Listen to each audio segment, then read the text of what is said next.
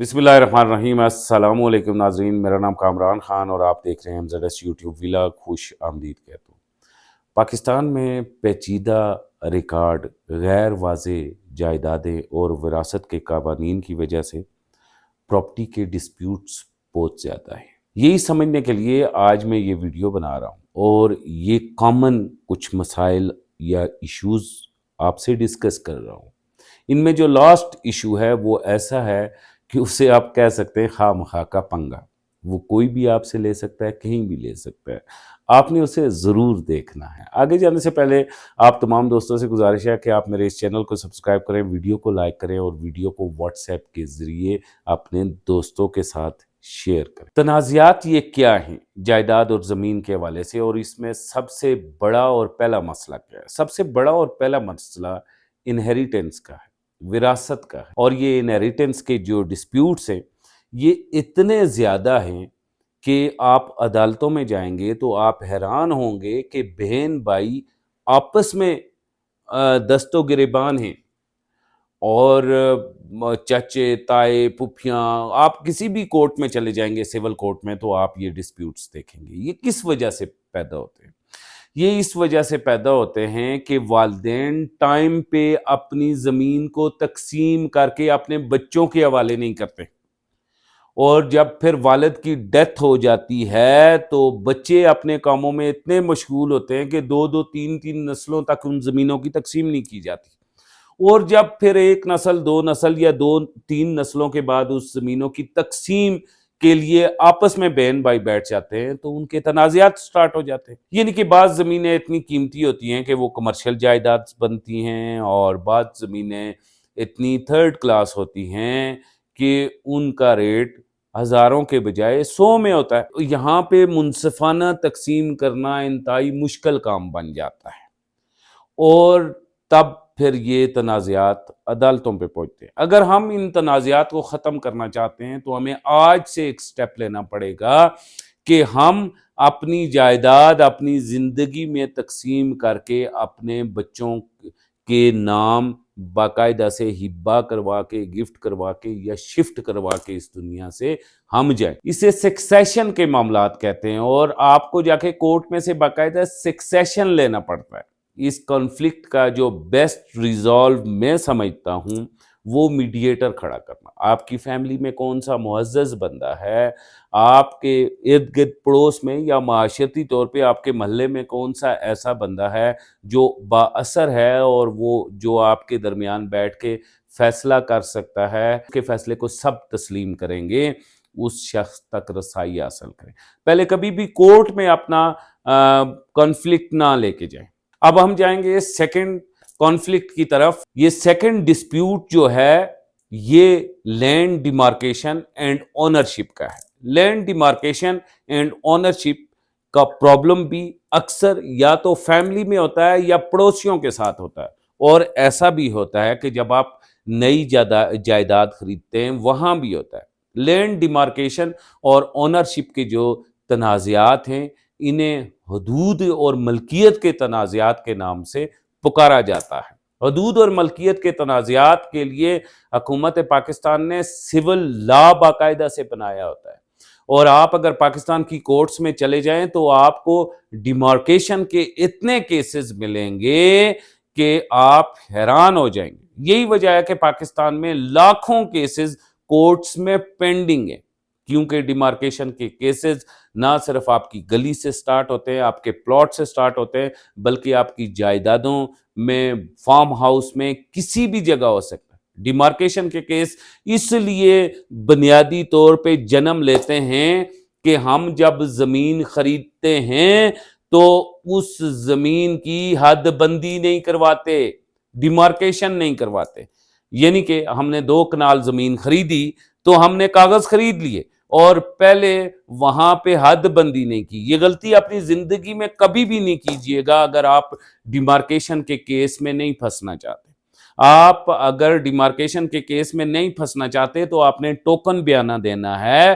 Token बयाने के बाद आपने फौरी तौर पे जो जमीन खरीद रहे हैं वहां 4 दीवारी करनी है, डीपीसी करनी है, اور اگر یہ زمین کا ٹوٹا بڑا ہے، سینکڑوں یا ہزاروں کنال کے اندر ہے، تو اس صورت میں آپ نے وہاں پہ باقاعدہ سے پکٹ لگانی ہے، اپنی لینڈ کو کلیئر کرنا ہے، ڈیمارکیشن کروانی ہے۔ اگر آپ لینڈ اینڈ ڈیمارکیشن کے ڈسپیوٹ میں کہیں نہ کہیں آ گئے ہیں تو اس کا پہلا حل صرف اور صرف ایک ہے کہ آپ کوشش کریں کہ آپ اس میں بھی ایک جرگہ تیار کریں اور ایسے باثر لوگوں کو اس میں لے کے آئیں کہ جو دونوں فریقین کے درمیان ایک منصفانہ فیصلہ کریں اور ڈسپیوٹ کو حل کرنے کی کوشش کریں۔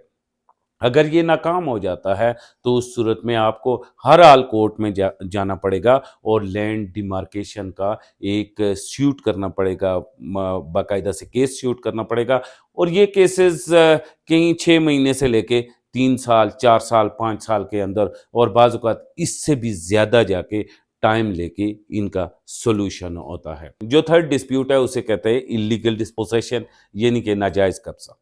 یہ اکثر آپ نے دیکھا ہوگا پاکستان کی گلی گلی محلے محلے کا یہ پرابلم ہے، امیر ہو یا غریب ہو، اور وہ قبضہ مافیا کا یا تو شکار ہے یا قبضہ مافیا کا حصہ ہے کہ پیسے لے لیے، آپ کو پوزیشن نہیں دیا جا رہا۔ اسی طرح آپ جائیدادوں کے اندر چلے جائیں، کسی کی 2 4 5 کنال 8 کنال ایک جگہ پہ پڑی ہوئی ہے، دوسری سائڈ والا بندہ ڈاڈا ہے، اس نے اس پہ قبضہ کر کے رکھا ہوا ہے، وہاں اسے انٹری نہیں مارنے دیتا، وہاں وہ جاتا ہے تو فائرنگ کرتا ہے، گولیاں مارتا ہے، وہاں پہ تنازعات کھڑے کرتا ہے۔ ایسے بہت سارے اللیگل پوزیشن کے بارے میں آپ کے پاس درجنوں مثالیں موجود ہیں۔ اس کا حل جو ہے نا، یہ واحد ایک ایسا حل ہے کہ اس میں ہم فوری طور پہ ہمیں پولیس کے پاس جانا پڑتا ہے۔ اس کیس میں اسپیشلی آپ دیکھتے ہیں کہ فوری طور پہ جس کی پراپرٹی پر قبضہ ہو جاتا ہے سب سے پہلے وہ پولیس میں جاتا ہے، اور پولیس وہاں سے باقاعدہ سے، آپ نے اکثر 254 کے کیسز دیکھے ہوں گے کہ غیر قانونی قبضہ کرنے کی کوشش کی۔ ان سارے تنازعات جتنے بھی میں بات کر رہا ہوں،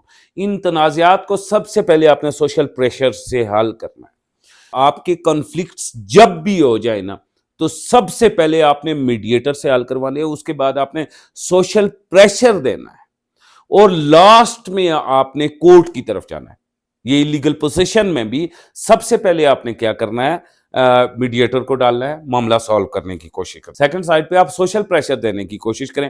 جب سوشل پریشر دینے کی کوشش کریں گے تو آپ کے معاملات حل ہو جائیں گے۔ یہ جو چوتھا ڈسپیوٹ ہے، اسے کہتے ہیں کہ جیلی کاغذات کے ذریعے جائیداد کا لین دین کرنا۔